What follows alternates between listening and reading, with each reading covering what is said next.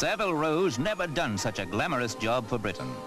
Britain's national theatre stars like Billy Whitelaw of TV fame and Robert Lang are choosing the pure new wool they'll wear on an important overseas tour. Actors and actresses like Sir Michael Redgrave's daughter Lynn are wearing the wool fashions of tomorrow for the first foreign prestige theatre tour they've made. The Men's Fashion Council of Savile Row have sent polished actors like Colin Blakely off on a cultural exchange as ambassadors of next year's export elegance. Never has a famous theatre company prepared to go abroad in sartorial splendor such as this.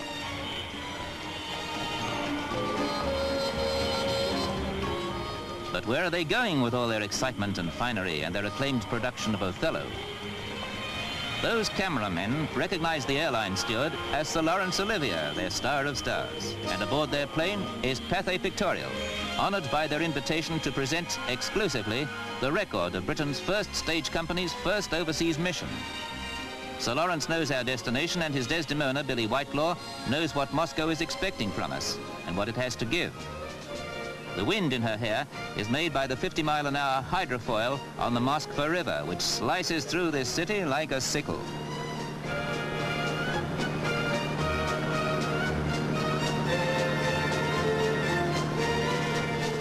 And the Moskva River brings us to the Kremlin and Red Square, the colorful heart of this elusive city.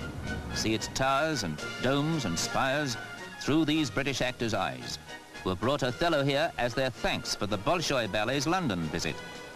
If the Kremlin sounds frightening, it looks beautiful.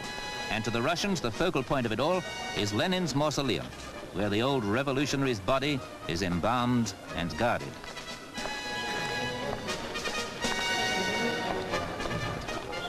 The Red Army is on ceremonial duty, and the crowds lap up the spectacle daily. But our actors have come to see not only guards on parade, but the Russian people themselves. How do they live, these mysterious human beings, once our wartime allies, but always an unknown quantity to us? Just cross the Red Square and step into GUM, their most famous department store, which is in effect a network of roofed-in shopping streets.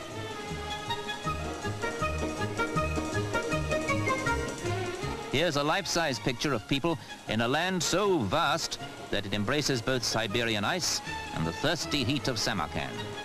Watch the shopkeepers manipulate the most ancient computer ever invented, the abacus, and don't dismiss it as something inferior to our cash registers, because it works.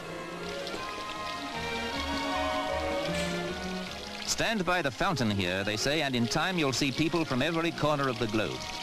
Stand by the new fountains at Moscow's Economic Achievement Exhibition, and the chances are in time you'll meet everyone of perspicacity in the whole wide world. It isn't admiration that draws people to this square mile of pavilions, and there are 78 of them, landscaped some 40,000 trees. You read here the Russian claims as to their contribution to the world's culture, and you read too anomalies. The claims are authentic. The Russians certainly launched that Sputnik, but it's the contrasts that are fascinating and revealing. The simplicity you suddenly discover, the rate of growth and its unevenness, the truth and the fiction.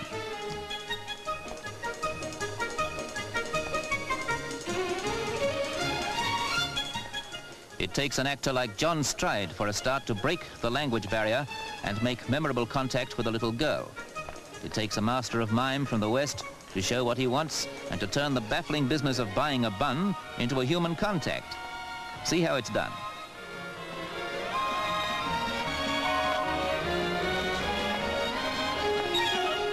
Actors with their expressiveness are good ambassadors for rubbing out misunderstandings and language difficulties, discovering that people with what to us is an upside-down alphabet are nevertheless basically the same. But here in Moscow you find contradictions. A mighty power built on simple people who have not yet got the quality of toys, trinkets and consumer goods that we know, though they're doing better and better. Contrasts are obvious, and comparisons are much more misleading, because the standards we started with are so different. Here's where you see the contrasts. Clothes and consumer goods, substandard to Western eyes, yet things you must look up to. The Space Race Memorial. The Russians have made headway in space, yet their main recreation park, in spite of its big wheel, is a depressing imitation of Denmark's Tivoli Gardens and even falls short of London's Battersea Park. This is a country that so often seems like yesterday, sometimes drab and sometimes dramatically beautiful. A country that sacrificed today for an ambitious tomorrow. For see how they're building. This was empty land 8 years ago. They're hungry for accommodation. And they're putting up skyscraper hotels, apartments, universities at a rate that soars.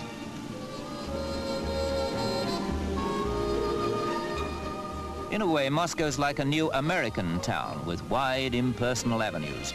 But the people seem bent like English jaywalkers on attempting suicide. Incidentally, just when you expect hard frost, Moscow has a thirsty heat wave. So buy yourself a curbside drink when you wash the glass.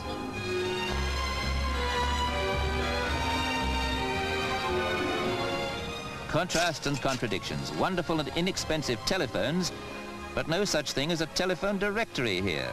Telephone numbers are worth gold dust. What a place the Kremlin is for rubbernecks like our actors. Yes, we're in the Kremlin. It isn't private. It's Moscow's showplace with gold-domed cathedrals, which now are fabulous museums, alongside government offices and the theater where our Shakespeare company performs.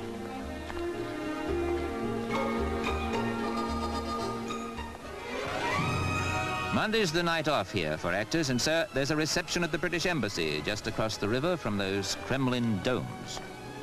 The ambassador receives Sir Lawrence and Lady Oливье, and for the first time in history, film cameras are invited into this island of diplomatic Britain at the heart of the USSR.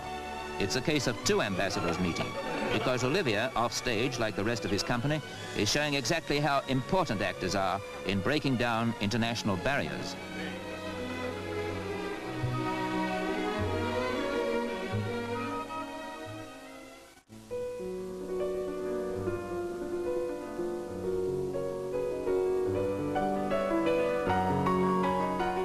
It's relaxing playing the piano. It's relaxing going to the circus here, or the ballet, the puppet theater, or the thousand things that Moscow artists have arranged as a welcome to their British guests. On a cultural plane, this cultural exchange is rewarding and complete, as our actor Miles Mallison appreciates.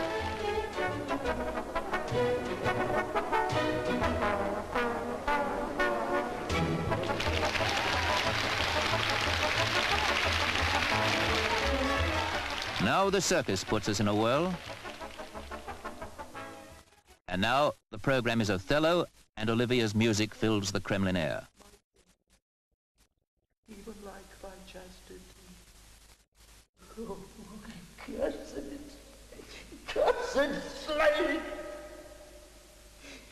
Whip me, ye devils, from the possession of these heavenly sights. Blow me about in winds. Roast me in sulphur!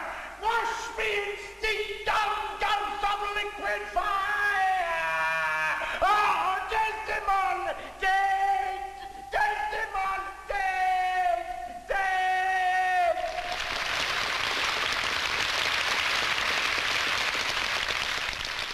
Applause, admiration, and a little more mutual understanding. A cultural exchange has reached its crescendo and made its impact.